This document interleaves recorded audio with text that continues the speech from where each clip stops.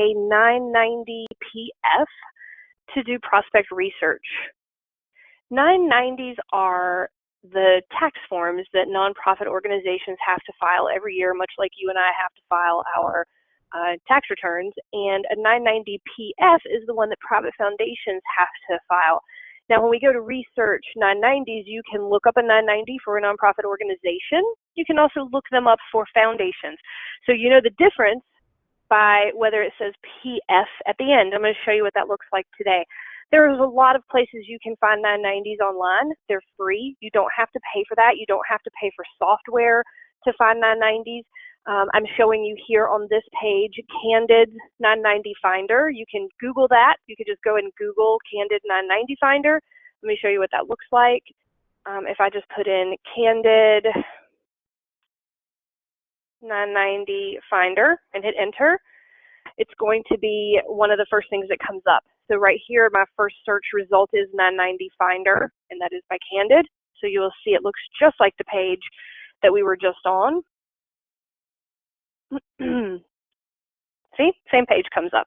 All right, so this is the page that we are going to be using. I just want to show you how to locate the 990 for a foundation, and then I'm going to show you some things you're going to want to look for when you're in a 990.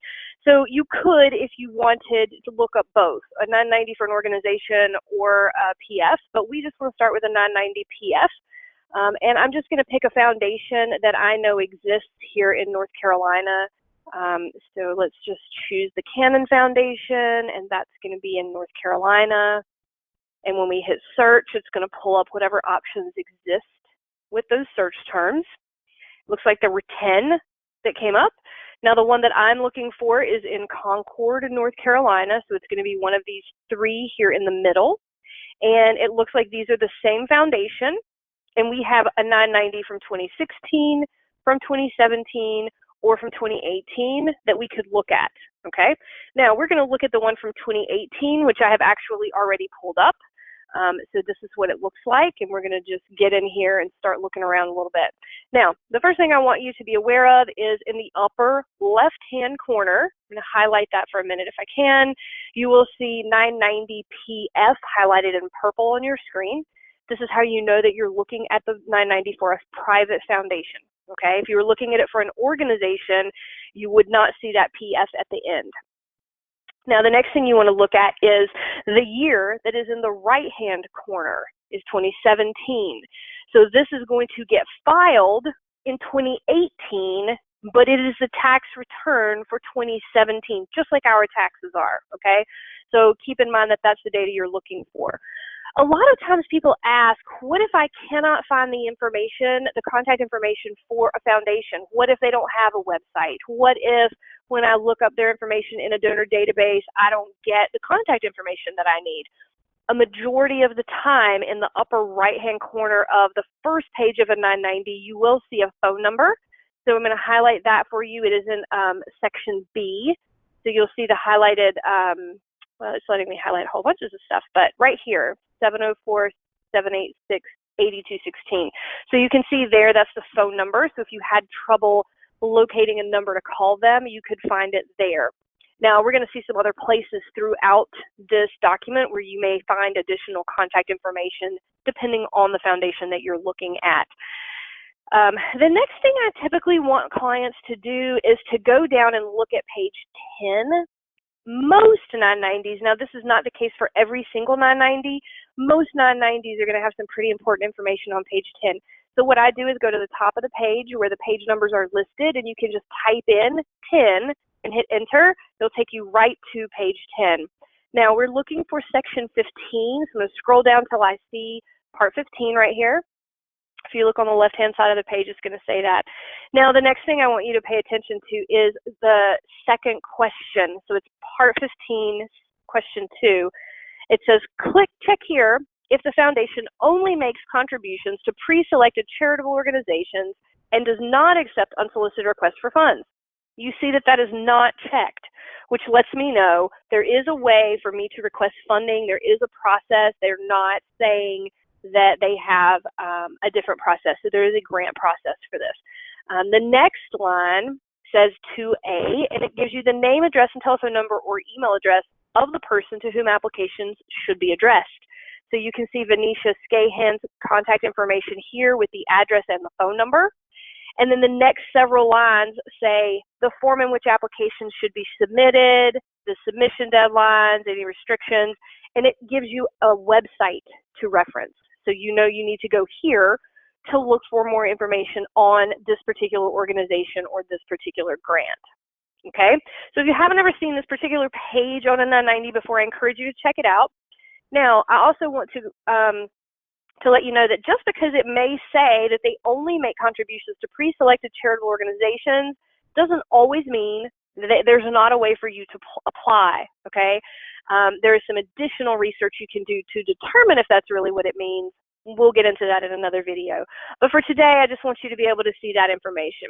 Now, a couple of other things that you're going to want to be able to see on here are the grants that were paid out during the year. This helps you determine the level of grant funding, the number of grants given, the types of thing grants are given for, and the types of organizations where grants are funded by this organization. Maybe it gives you the cities or the towns or the states as well.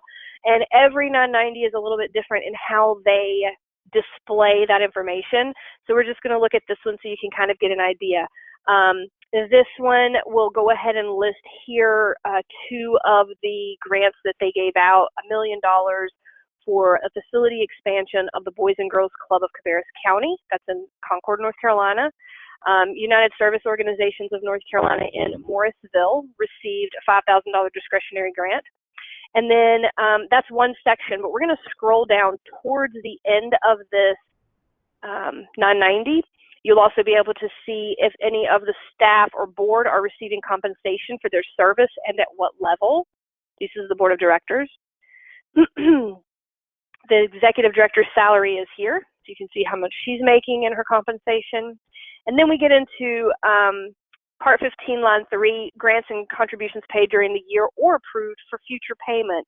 So again, this is where we're wanting to look. This is the research we're wanting to do. We can see the organization name on the left. We can see the purpose of the grant or contribution and the amount. So the first organization was Adult Life Programs, and they're in Hickory, North Carolina. They received $50,000 for transport van with a lift.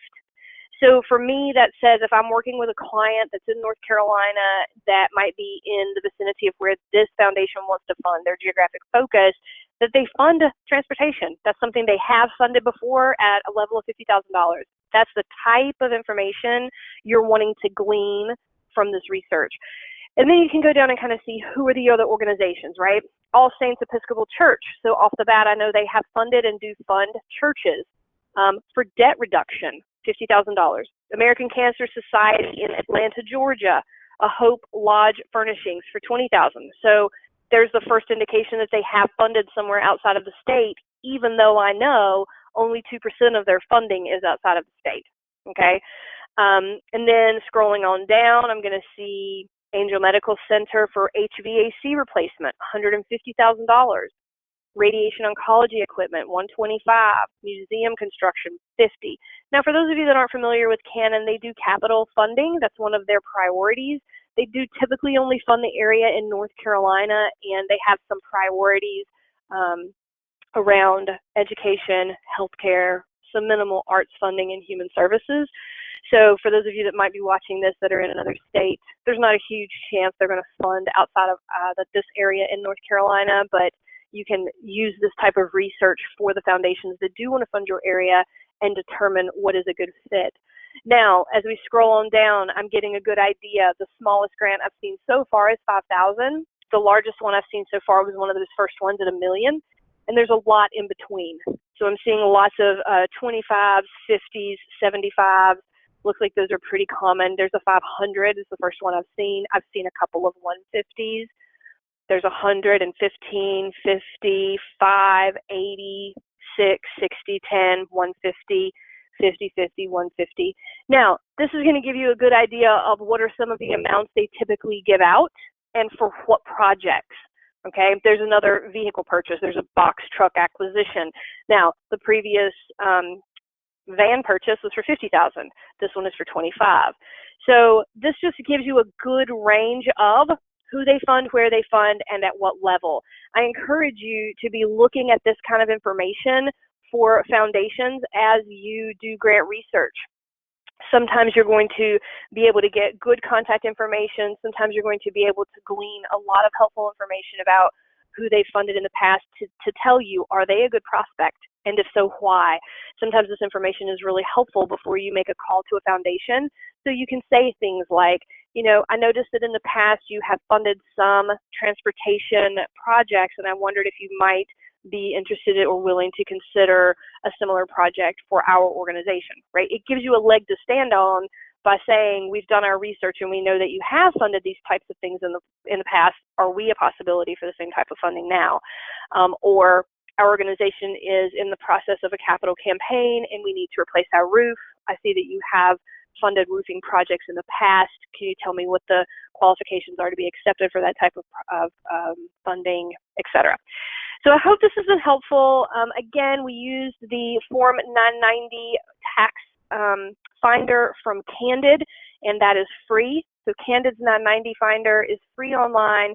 And then when we got in there, we started on the main page. We went down to page 10, and then we scrolled down towards the bottom, which is usually where the grants are listed.